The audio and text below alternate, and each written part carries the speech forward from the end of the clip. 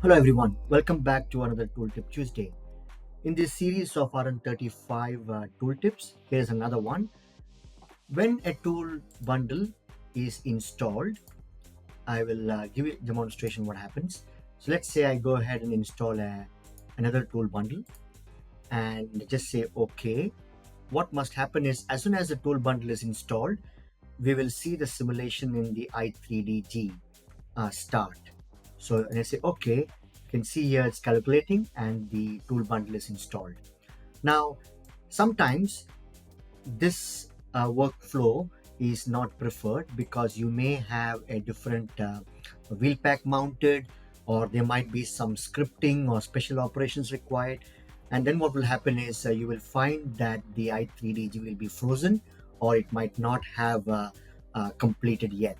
So in RM35, under File and User Preferences, you now have a toggle where you can suspend i3DG on load.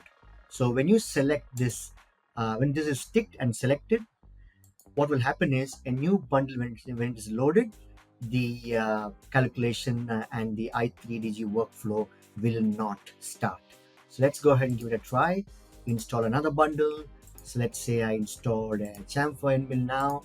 Open, and you can see here that the i3DG is not executed, and we may require to do it manually. So it will remain on update required, and when you select update required or you click on it, the calculation will be completed. So this will give you enough time to go back and review your operations and files and everything else.